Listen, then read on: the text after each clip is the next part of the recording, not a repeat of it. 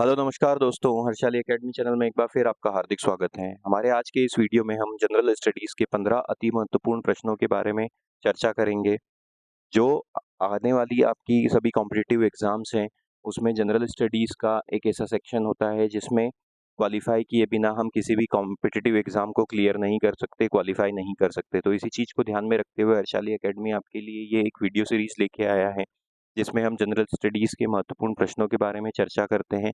ये इस सीरीज़ का 5वां वीडियो है। इससे पहले के सभी वीडियोज़ की लिंक हमने नीचे डिस्क्रिप्शन में दी हुई है, आप उन सब वीडियोज़ को भी देख सकते हैं। हम इन वीडियोज़ में प्रश्न के साथ-साथ उससे रिलेटेड की फैक्ट्स के बारे में भी पढ़ाई करते हैं, उनके बारे में भी चर्चा करते हैं, ताकि उस प्रश्न के साथ-साथ उससे जुड़ी हुई किसी इन्फॉर्मेशन का भी प्रश्न अगर परीक्षा में आता है, तो आप उन्हें भी आंसर कर पाएँ। तो आइए दोस्तों, शुरू करते हैं। आज का जो हमारा पहला प्रश्न है, उसमें हमसे पूछा गया है, पुरातत्ववेत्ता पी.बी. लाल ने मेरठ जिले में स्थित हस्तिनापुर में उत्खनन कब कराया था? When did archaeologist B.B. Lal carry out excavations at Hastinapur, situated in Meerut district? So इस प्रश्न का सही उत्तर हो जाएगा, जो पुरातत्ववेत्ता बीबी लाल जी हैं, उन्होंने वर्ष 1951-52 में हस्तिनापुर साइट पे एक्सकेवेशन करवाया था, जो मेरठ जिले में स्थित है। बीबी लाल जी उस समय के एएसआई, जो आर्कियोलॉजिकल सर्वे ऑफ इंडिया है, उसके प्रमुख थे। और डिटेल में इसके की फैक्ट्स जानते हैं। अब देखिए, बिटवीन 1950 एंड 1952, 1950 से 1952 के बीच में B B Lal worked on the archaeology of sites of Hindu epic Mahabharata, including Hastinapur, the capital city of Kurus. So जो हमारा हिंदुओं का एक महाकाव्य है महाभारत, उसके जो साइट्स हैं उस पे 1950 से लेके 1952 के बीच में बीबी लाल जी, जो उस समय के ASI archaeological survey of India के प्रमुख थे, उन्होंने काम किया था, जिसमें उन्होंने हस्तिनापुर, जो कौरवों की कैपिटल सिटी थी, उस पे कार्य किया था। अब इस एक्सकेवेशन में ये बात सामने आई, the excavation at Hastinapur revealed that around 800 BC, a heavy flood in Ganga destroyed considerable portion of this city। तो उस एक्सकेवेशन में ये बात सामने आई थी कि आज से मतलब ईसा पूर्व लगभग 800 वर्ष पूर्व गंगा नदी की एक काफ़ी ज़्यादा बड़ी बाढ़ ने इस सिटी का काफ़ी बड़ा हिस्सा डिस्ट्रॉय कर दिया, उसमें काफ़ी ज़्यादा हिस्सा खराब हो गया। आगे चलते हैं अगले प्रश्न पे। Who introduce the famous Persian festival of Navroz? प्रसिद्ध फारसी त्योहार नवरोज की शुरुआत किसने की? तो इस प्रश्न का सही उत्तर हो जाएगा घियासुद्दीन बलबन ने इसकी शुरुआत की थी। पारसी जो त्योहार होता है नवरोज, जिसमें नववर्ष के सेलिब्रेशन किए जाते हैं, नववर्ष मनाया जाता है। और डिटेल में पढ़ लेते हैं। Navroz is the Iranian and Persian new year. इसे पारसियों का और ईरानियों का न्यू ईयर के रूप में भी मनाया जाता है।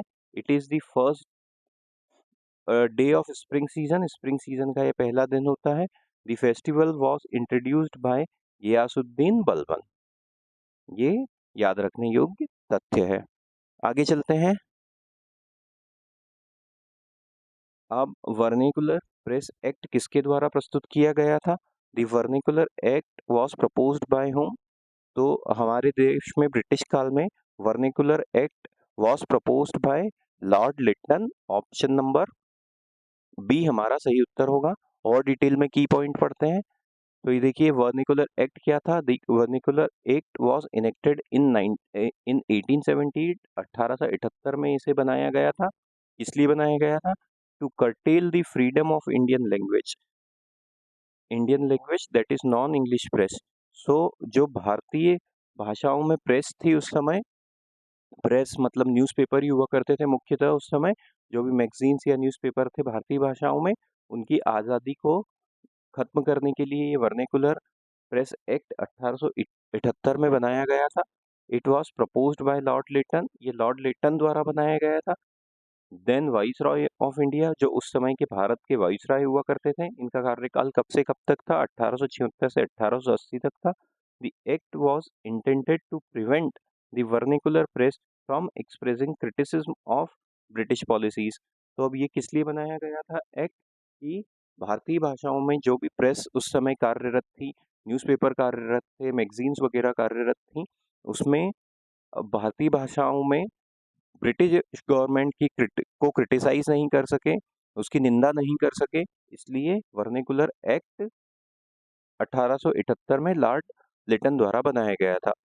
The act excluded English language publications, तो इंग्लिश लैंग्वेज पब्लिकेशंस को इस एक्ट में छूट दी गई थी, इनको एक्सक्लूड किया गया था क्योंकि उस समय एक जो लार्ज पॉपुलेशन थी हमारे देश की उस समय, वो इंग्लिश को नहीं जानती थी, सब नॉन इंग्लिश लैंग्वेजेस को ही प्रेफर करते थे या हिंदी या अन्य भाषाएं ही उस समय पब्लिकेशन में या आम जनता तक पहुंचने का एक आसान माध्यम थी, इसीलिए सिर्फ अंग्रेजी भाषा में ही प्रेस कुछ लिख सकती थी, कुछ छाप सकती थी ब्रिटिश पॉलिसीज़ के बारे में, ब्रिटिश गवर्नमेंट के बारे में।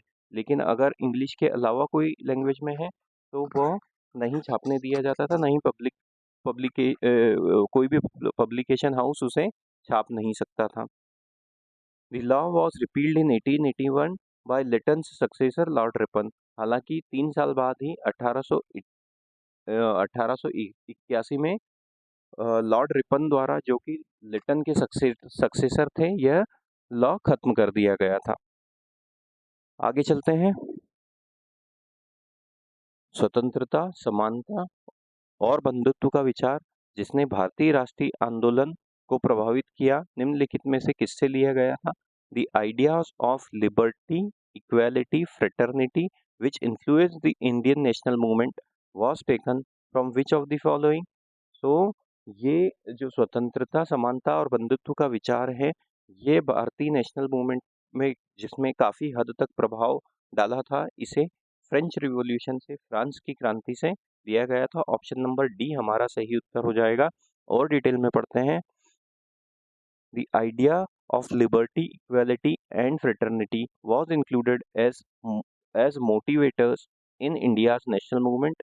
इन्हें मोटिवेटर्स के रूप में, प्रेरक विचारों के रूप में भारतीय राष्ट्रीय आंदोलन में शामिल किया गया था।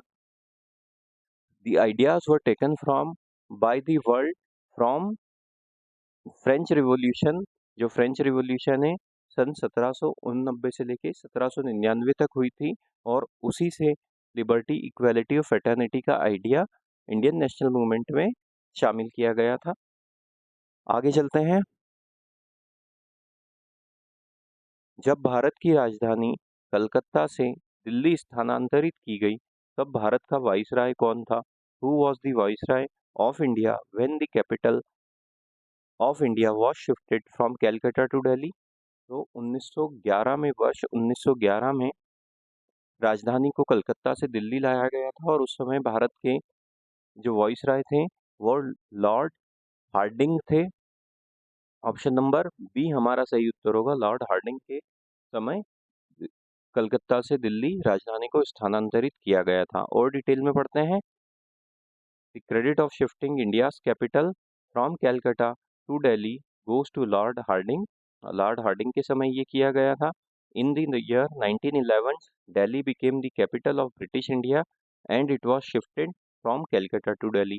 तो 1911 में दिल्ली जो है ब्रिटिश इंडिया की राजधानी बन गया, जो कलकत्ता से दिल्ली स्थानांतरित किया गया था। Lord Hardinge was the viceroy of India from 1910 to 1916। 1910 से लेकर 1916 तक वह भारत के वाइसराय थे। During his tenure on 4 August 1914 the first world war started. उनके समय ही पहला विश्व युद्ध 4 अगस्त 1914 को शुरू हुआ था। इन 1772 Calcutta became the capital of British India under the governor general Warren Hastings. तो 1772 में जब गवर्नर जनरल वॉरेन हेस्टिंग हुआ करते थे, उस समय ब्रिटिश इंडिया की राजधानी कलकत्ता को बनाया गया था 1772 में, और उसके लगभग 200 साल के बाद, उसके लगभग 150 से 200 साल के बाद उसे दिल्ली में स्थानांतरित किया गया था। आगे चलते हैं। पावलकुट किस राज्य में मनाया जाने वाला त्योहार है? Pawl Kut is the festival celebrated in which of the state? तो सही उत्तर हो जाएगा इसका ऑप्शन नंबर डी, मिजोरम में बनाया जाने वाला एक त्योहार है। इससे संबंधित और जानकारी हम की फैक्ट्स के द्वारा लेते हैं। देखते हैं क्या है। Pawl Kut is the greatest of all the festivals celebrated in the state of Mizoram. तो यह मिजोरम में मनाने जाने वाला सबसे मुख्य त्योहारों में से एक है। Once all the harvests are over, the harvest festival is celebrated with great fun. जब सभी फसलों की कटाई हो जाती है तो उस इस हार्वेस्ट के फेस्टिवल को काफ़ी ज़्यादा उत्साह के साथ मनाया जाता है। The festival is usually celebrated either in the month of December और जनवरी। इसे आमतौर पर इस त्योहार को दिसंबर या जनवरी के महीने में मनाया जाता है। सो पावलकुट मिजोरम राज्य में मनाए जाने वाला एक महत्वपूर्ण त्योहार है। आगे चलते हैं। अकबर शासनकाल के दौरान मुगल साम्राज्य का वित्त मंत्री कौन था? सो अब देखिए, during the Akbar reign who was the finance minister of Mughal empire? तो अकबर शासनकाल के समय Raja Todarmal, option number A हमारा सही उत्तर होगा, वित्त मंत्री थे, फाइनेंस मिनिस्टर थे अकबर के शासनकाल के दौरान। की पॉइंट्स, राजा टोडरमल जो 1 जनवरी 1500 को जिनका जन्म हुआ था, 8 नवंबर 1589 को जिनकी मृत्यु हुई थी, was an Indian minister, economist and military commander who served as the finance minister of the Mughal empire during the reign of Akbar. Mughal साम्राज्य में अकबर के समय राजा टोडरमल ने फाइनेंस मिनिस्टर के रूप में कार्य किया था, जिन्हें उस समय दीवान ए अशरफ कहा जाता था। दीवान ए अशरफ फाइनेंस मिनिस्टर के लिए को दी गई उपाधि थी। ये भी एक इम्पॉर्टेंट चीज़ है कि फाइनेंस मिनिस्टर को अकबर शासनकाल में या फिर मुगल साम्राज्य के दौरान क्या कहा जाता था। तो राजा टोडरमल मिनिस्टर थे, इकोनॉमिस्ट थे और मिलिट्री कमांडर भी थे। He was one of the Navratna in Akbar court. तो हम सब जानते हैं कि अकबर की समय नवरत्न हुआ करते थे उसके दरबार में। सो राजा टोडरमल उन नवरत्नों में से एक थे। और आगे चलते हैं। निम्नलिखित में से कौन सी भारतीय अर्थव्यवस्था को विकसित करने के लिए 1850 में अंग्रेजों द्वारा शुरू की गई बहुत बहुत महत्वपूर्ण और प्रभावशाली अवधारणा थी? विच of the following was very important and influential concept introduced by the British in 1850 to develop the Indian economy? भारतीय अर्थव्यवस्था को और आगे बढ़ाने के लिए, विकसित करने के लिए 1850 में अंग्रेजों द्वारा, ब्रिटिश सरकार द्वारा क्या शुरू किया गया था? तो इस प्रश्न का सही उत्तर हो जाएगा railways, option number C. Railways की अवधारणा 1850 में आई थी ब्रिटिश इंडिया में। और आगे इसको की फैक्ट्स के द्वारा जानते हैं कि कैसे रेलवेज से इंडियन इकोनॉमी डेवलप होने में हमें और ज़्यादा सहयोग मिला। अब देखिए, the first railway train in India which ran between Bombay to Thane in 21 mile long track on 1653 was conceptualized by Lord Dalhousie। Lord Dalhousie के समय 1850 में इसकी परिकल्पना की गई थी और पहली ट्रेन जो भारत में चली वह थाने से लेके मुंबई से लेके थाने तक एक 21 मील लंबे रास्ते पर 16 अप्रैल 1853 को चलाई गई थी। और उसके बाद यह जो रेलवे नेटवर्क है वो आगे बढ़ता ही रहा। ब्रिटिश शासनकाल में हमारे देश में, और उसके बाद भी अभी भी निरंतर इसकी प्रगति जारी है। और रेलवे से जो समय बचा माल ढोने में, उससे काफ़ी ज़्यादा अर्थव्यवस्था को फायदा पहुंचा। आगे चलते हैं। महात्मा गांधी ने पहली और आखिरी बार भारतीय राष्ट्रीय कांग्रेस के सत्र की अध्यक्षता कहाँ की थी? तो where did Mahatma Gandhi chair the session of Indian National Congress for the first and last time?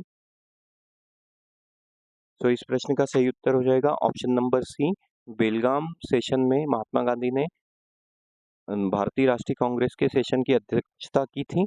और डिटेल में की पॉइंट्स के द्वारा समझते हैं। Mahatma Gandhi was the president in 1924 at the Belgaum Conference of Indian National Congress. 1924 में बेलगाम के सत्र में महात्मा गांधी ने इसकी अध्यक्षता की थी. This was the only session which was presided by him. ये एकमात्र ऐसा सेशन था जो महात्मा गांधी ने जिसकी अध्यक्षता की थी. आगे चलते हैं. राज्यसभा के 1/3 सदस्य प्रत्येक फिर है रिक्त स्थान वर्ष के बाद सेवानिवृत्त हो जाते हैं. 1/3 of the members of Rajya Sabha retires after every dash years every. तो इसमें ब्लैंक स्पेस पे क्या आएगा हमको ये देखना है. तो राज्यसभा के 1/3 सदस्य प्रत्येक 2 वर्ष में रिटायर हो जाते हैं. और डिटेल में पढ़ते हैं इसको. 1/3 of the members retire every second year and are replaced by newly elected members. Each member is elected for a term of 6 years. तो राज्यसभा के 1/3 सदस्य प्रत्येक 2 वर्ष में रिटायर हो जाते हैं और उनकी जगह नए सदस्य चुन लिए जाते हैं. Each member is selected for a term of 6 years. प्रत्येक सदस्य का जो कार्यकाल होता है वह 6 वर्ष का होता है. Rajya Sabha is the upper house of parliament and it never dissolves.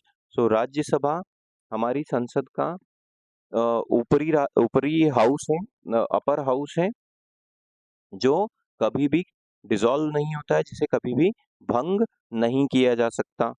It was constituted on 3 अप्रैल 1952. इसे पहली बार 3 अप्रैल 1952 में गठित किया गया था.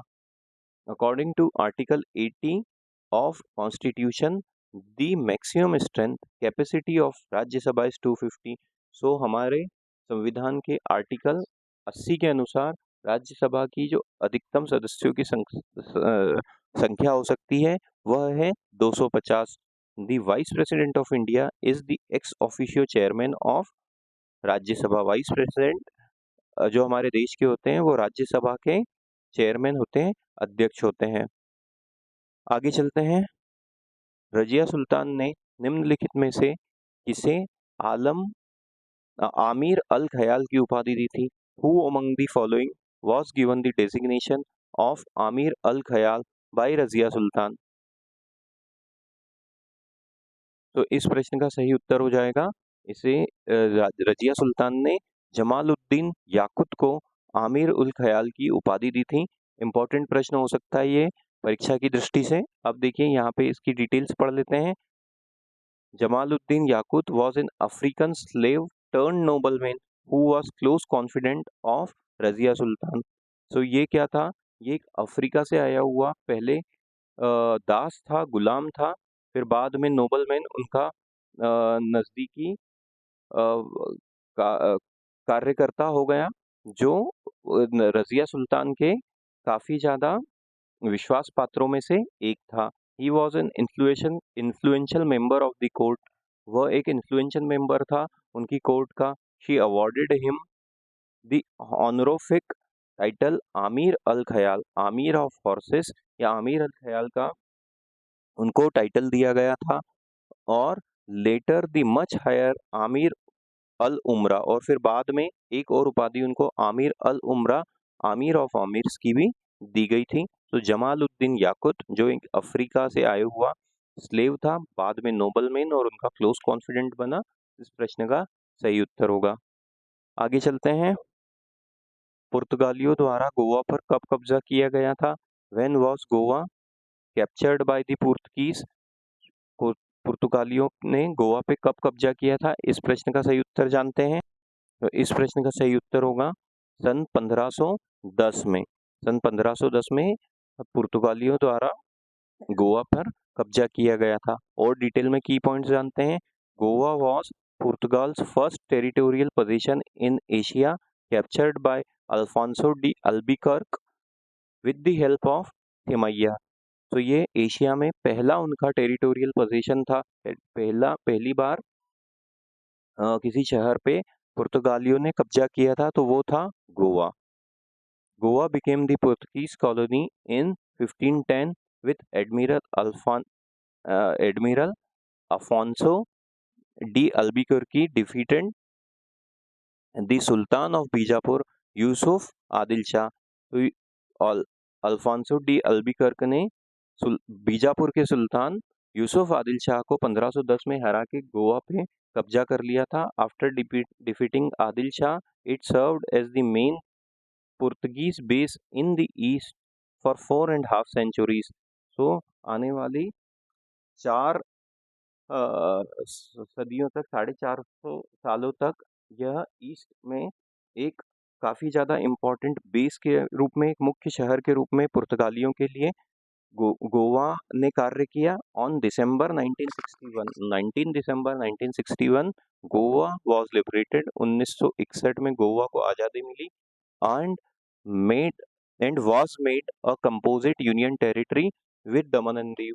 तो 1961 में गोवा को आज़ादी मिली, उसे भारतीय गणराज्य में शामिल कर लिया गया और उसे दमन और दीव के साथ एक संयुक्त यूनियन टेरिटरी बना दिया गया, केंद्र शासित प्रदेश बना दिया गया। ऑन 30 मई 1987 30 मई 1987 को गोवा को एक राज्य का दर्जा दे दिया गया and Daman and Diu was made a separate union territory. तो शुरू में जब गोवा आज़ाद हुआ था, उसको आज़ादी मिली थी, स्वतंत्रता मिली थी 1961 में, तो उसे दमन और दीव के साथ एक संयुक्त केंद्र शासित प्रदेश बनाया गया था। फिर 30 मई 1987 को उसे फिर पूर्ण राज्य का दर्जा दे दिया गया और दमन और दीव को अभी भी केंद्र शासित प्रदेश ही माना गया। तो 1510 इस प्रश्न का सही उत्तर हो जाएगा। और आगे चलते हैं। मैसेडोनिया साम्राज्य के शासक का नाम बताइए जिसने कई सैन्य अभियान चलाए और उत्तरी अफ्रीका, पश्चिम एशिया और ईरान के कुछ हिस्सों पर विजय प्राप्त की और ब्यास तक पहुंच गया। Name the ruler of the kingdom of Macedonia who undertook a series of military campaigns and conquered parts of North Africa, West Asia, Iran and reaching up to the Bias। तो इस प्रश्न का सही उत्तर हो जाएगा कि ये जो शासक था उसका नाम था अलेक्जेंडर, ऑप्शन नंबर ए। और डिटेल में पढ़ते हैं की फैक्ट्स के द्वारा। So Alexander was a king of ancient Greek kingdom Macedonia. ये प्राचीन ग्रीक राज्य मैसेडोनिया का एक शासक था Alexander. He succeeded his father Philip to the throne in 336 BC at the age of 20। जब उसकी आयु 20 वर्ष थी, 336 ईसा पूर्व में उसने उसके पिता के बाद राजगद्दी हासिल की 336 BC में, 336 ईसा पूर्व। He spent most of his ruling years conducting a lengthy military campaign throughout Western Asia, Central Asia, parts of South Asia and Egypt। तो उसने अपने शासन का अधिकांश समय मिलिट्री कैंपेन चलाने में व्यतीत किया। कहाँ कहाँ पे? वेस्टर्न एशिया में, सेंट्रल एशिया में, पार्ट्स ऑफ साउथ एशिया के कुछ हिस्सों में और इजिप्ट में। By the age of 30, he had created one of the largest empires in history, stretching from Greece to northwestern India। 30 वर्ष की आयु तक उसने उस समय इतिहास का सबसे बड़ा एम्पायर खड़ा कर लिया था, सबसे बड़ा राज्य खड़ा कर लिया था। कहाँ से कहाँ तक? ग्रीस से लेके उत्तर पश्चिम भारत तक। Aristotle was his tutor till the age of 16। Aristotle उसके ट्यूटर शिक्षक थे जब वो 16 वर्ष की आयु तक पहुंचा था। और आगे चलते हैं। निम्नलिखित में कौन सा भारत का सबसे ऊंचा हिल स्टेशन है? Which of the following is the highest hill station in India? So सही उत्तर हो जाएगा ऑप्शन नंबर बी, लेह सबसे ऊंचा हिल स्टेशन है। और डिटेल में पढ़ते हैं। Leh is the highest hill station in India. Leh सबसे ऊंचा हिल स्टेशन है। It is situated at an altitude of 3505 meters along the Himalayan and Karakoram mountain range। Himalaya और काराकोरम माउंटेन पर्वत श्रृंखला के पास यह 3505 मीटर की ऊंचाई पर स्थित सबसे ऊंचा हिल स्टेशन है। Its tourist attractions include Shanti stupa, Leh palace and Namgyal hill. Namgyal hill, Leh palace और शांति स्तूप यहाँ के टूरिस्ट प्लेस हैं। और आगे चलते हैं। मयूरभंज छाऊ नृत्य किस राज्य से संबंधित है? Mayurbhanj Chhau dance is native to which state? तो सही उत्तर हो जाएगा उड़ीसा से। और डिटेल में पढ़ते हैं। मयूरभंज छाऊ उड़ीसा राज्य से संबंधित एक नृत्य है।